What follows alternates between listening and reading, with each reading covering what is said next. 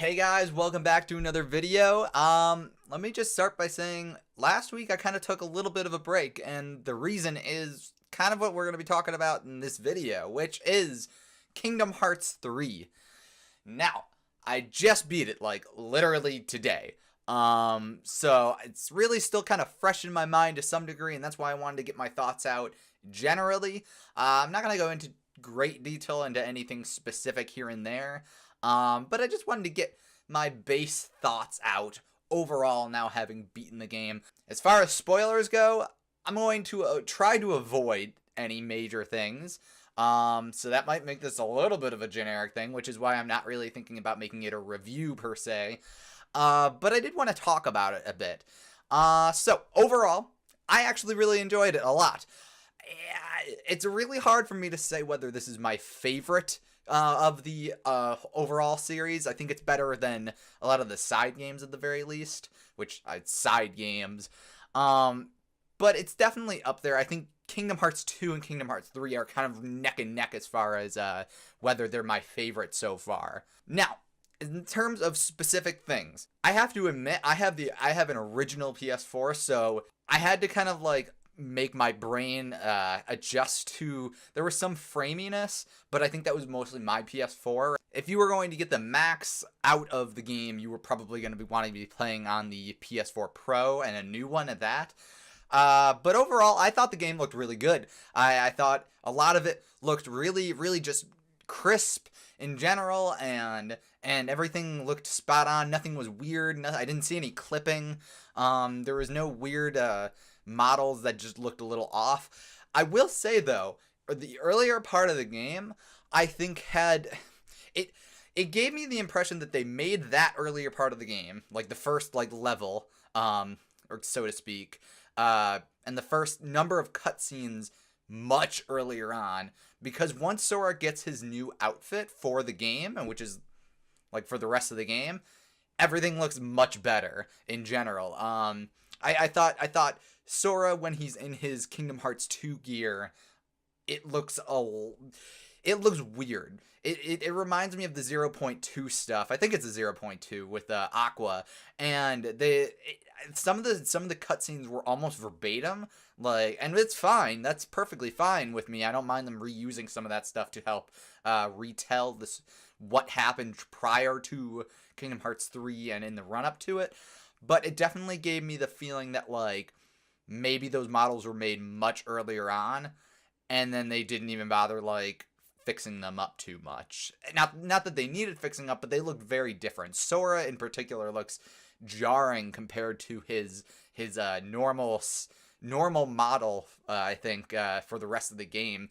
And I think his face looks fuller. He looks less thin. He looks really thin in his Kingdom Hearts 2 outfit.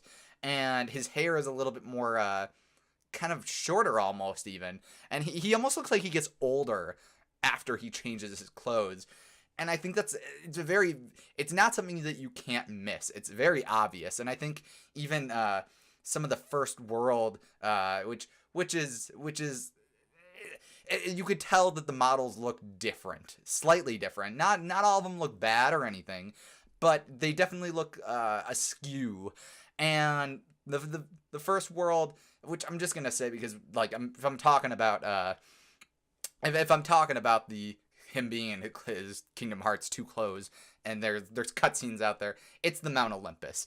Everything looks a little plasticky. Nothing looks bad, but everything looks a little waxy and toy-like, which ironically there is a toy world later on that looks, honestly, in my opinion, vastly better.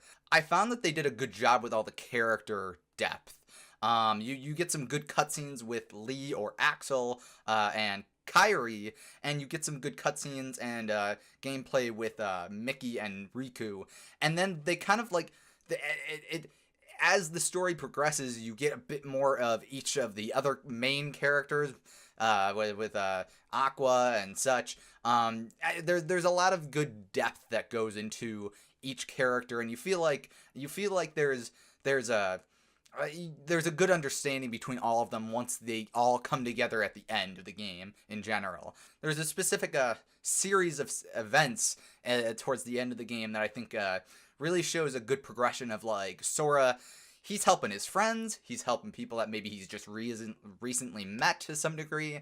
The end battle is very climactic, and I thought it was well paced in general. A lot of Kingdom Hearts games, you get to the end and it's one final boss, but then the final boss has multiple stages, and it doesn't really feel like it's paced very well. It just feels like, oh, you're just there and that's it, and then there's no room to breathe. This felt like it was staggered out in a good way. There are multiple fights at the end of the game. I won't say anything specific, but there's multiple fights at the end of the game, and I feel like in between each cluster of fights or each fight, there's a good amount of breathing room for you to be like, okay, I'm gonna get my bearings, and I'm gonna just kind of chill. And it never felt overbearing. And that kind of brings me to my next thing. This game was overall kind of easy in general. I played on standard, and not that standard is necessarily hard, but maybe I'm just better than than I thought I was prior. But like, I used to think that Kingdom Hearts games, even on standard, were pretty difficult, and I saw some people starting to play their games, and they were like, "Oh, I'm just gonna play on proud, and that's just whatever." And those people, like, kind of nutcases in general, because I think they're like really hardcore Kingdom Hearts fans that were going to play on proud regardless. But I find that like the hard mode is maybe a little too much sometimes, and like if I'm going to play a game, especially for the story, I don't want to be frustrated to the point that I want to put it down. I want a challenge that feels good and feels rewarding, but doesn't feel like I'm being like beaten to death. So I'm a little like not disappointed in Kingdom Hearts 3 as far as difficulty, because it was not hard, but it also was not super easy. I died once or twice. There was nothing crazy though. I never felt I was really in danger, especially with there's an item called a Kupo coin or medal, and it's basically a free life. Or at the very least, it gives you some health back if you die. As long as you have it on you, you can buy it from the Moogle shop. But I thought it was overall not too bad as far as difficulty. It could have been a little bit harder in terms of certain things, especially just like the final bosses in each world. Let's talk about the banter. There were some really good jokes. I honestly, at this point in my head, could not tell you a single joke or banter that was specific.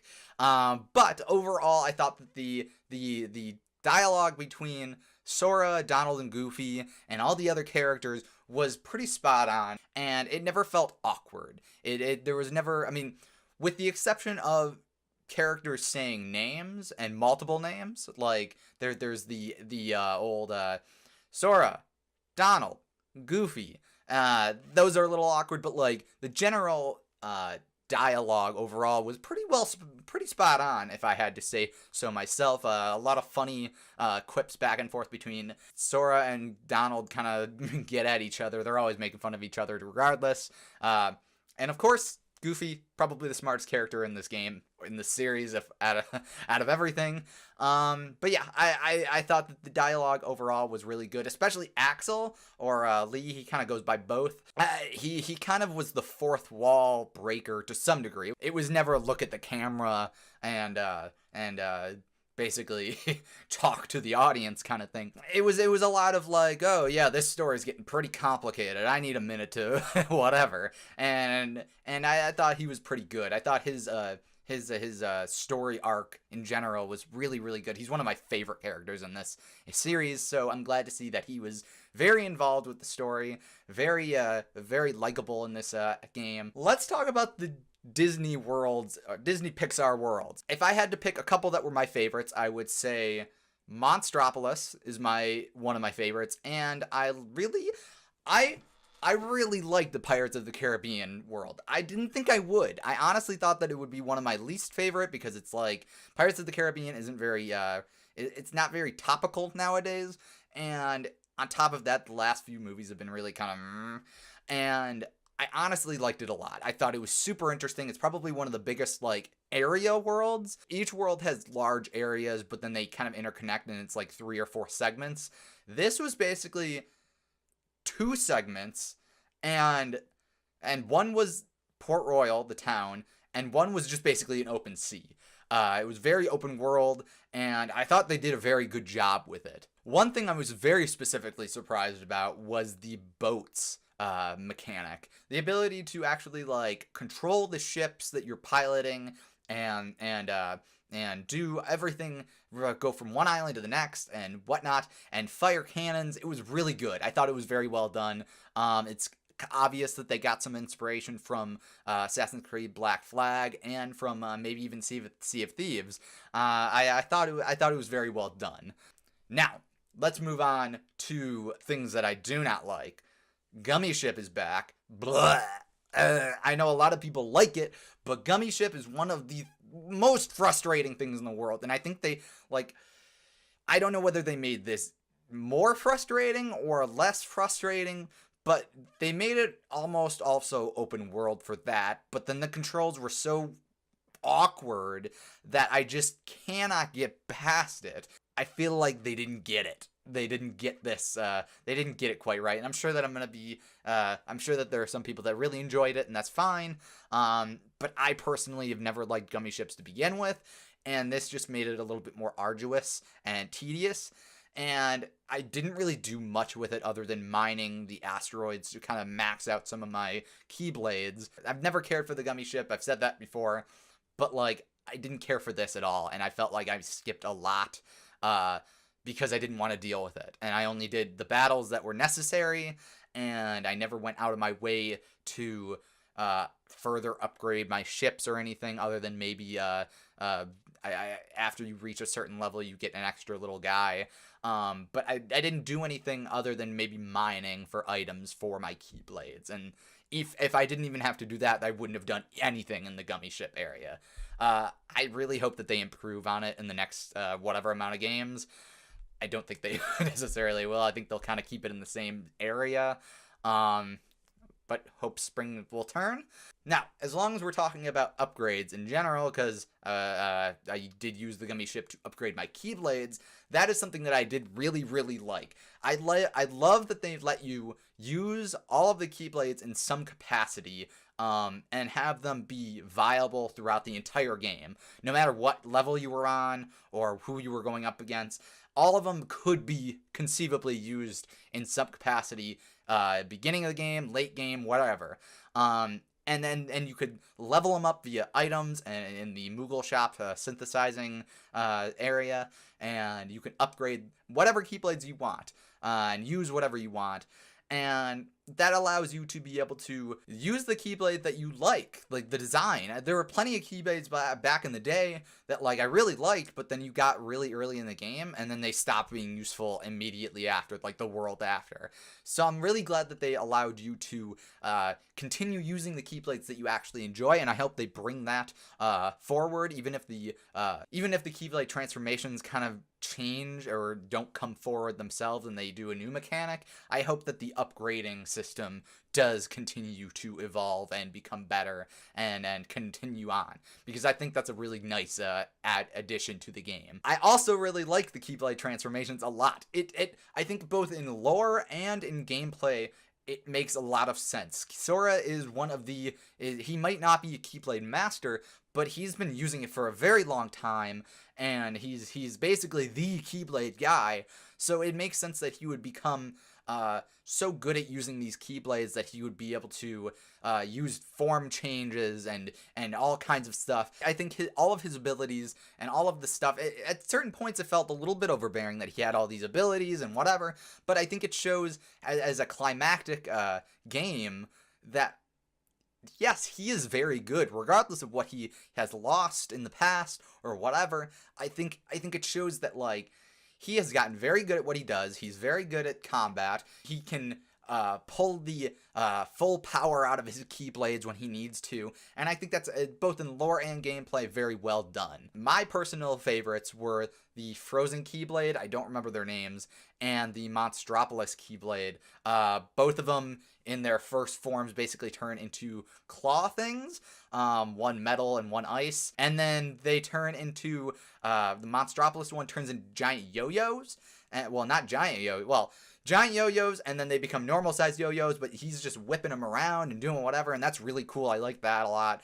And I like his finisher with the monster-looking claw thing. I thought that was a really fun thing to use, and I think it was my most used Keyblade after getting it. After that, the Frozen Keyblade was super cool, too. It also got the claws as its first thing, and then it also has this, like, kind of, like, he gets, like, blades on his arms, and he can, like, skate around, and it's really cool looking. I thought it was very cool. The finisher is, like, a giant chandelier thing. Very cool, I thought. Those two Keyblades in particular were very cool, and I enjoyed using them. I think my other one that I used a lot was the Olympus Keyblade. That was cool, too. I enjoyed that. I used that a lot in the beginning, because it was the only one that I really cared about. I didn't really use the kind of gun Keyblade one. I used that some, but after I got the Monstropolis one and the Frozen ones, those were basically the two that I used the most. I did use the Kingdom Keyblade to finish the game, because why not? You know what? That's his canon Keyblade, so we gotta do what we gotta do, right? But yeah, overall, I enjoyed this game. I don't know if there's much more that I want to say about this, but I enjoyed it a lot. I thought the worlds were very pretty, and I appreciate that each area was massive, even to a certain point where I got lost in some cases, and I had to kind of, like, bring myself down and look it up or whatever. And I think that's, like, if I had to give one piece of advice for the future as far as the world designs go, is I would add in, like, a full map feature. Allow players to be able to look at the map as a whole. If there was a full map, I don't know whether I was just being dumb. I don't think there's ever been a full map other than maybe in Dream Drop Distance. But if it wasn't there, then I'm an idiot. If it wasn't, then I want them to put in a full maps feature so that I can just look at the landscape and see where I'm going, where I've come from. It makes it a whole lot easier. But yeah, that's my only gripe as far as level design. I really enjoyed this game a lot. I thought it was very well done. I'm pleased with the outcome overall. I think it leads to a lot of stuff that they could do in the future. There were a bunch of loose ends, but I think they'll cover those loose ends in whatever Kingdom Hearts 4. It's interesting to see the closing of this arc, because that's really the end of the Xehanort stuff. And I'm interested to see where they go with this. Hopefully they don't do anything super overcomplicated going forward, because Lord knows when it comes to Kingdom Hearts, it's very complicated. But yeah, that's all my thoughts so far on this game. Maybe I'll have another video where I talk about it more in depth. But overall, I enjoyed it. Let me know what you guys thought about Kingdom Hearts 3 down below in the comments. Did you enjoy it? Was it everything that you hoped it to be? And if you enjoyed this video, make sure to leave a like. Much appreciated if you do. And remember to subscribe and ring the bell so that you can get all kinds of notifications of what I upload. I will see you guys in another video. Bye-bye.